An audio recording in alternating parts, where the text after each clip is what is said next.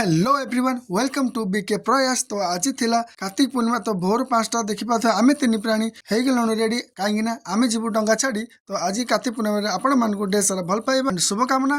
तो चलंतु देखि पाथे वर्तमान आमे बेसी पहुंच गेलु माउसमा। तो मंदिर देखि पाथे 5टार दृश्य कते भीड़। तो आमे आ लेट न करी डंगा फटाफट किनी तो आमे जाइथिलु कूलकु बाहरी। तो एठी एते भीड़ देखि आम मुंड गला घांगुरी। तो आमे एठी कोन करी बोली भाबी आमे गोटे टेक्नोलोजी आइडिया खर्च करी आरपट कूलकु जाइथिलु पळई। तो एपटे प्रयास र मामा पान गुआ थोई डंगा सजई फाइनाली मो हाथ को देथिले बड़ी। तो आमे आ लेट न करी डंगा टिकी देथिलु भसई।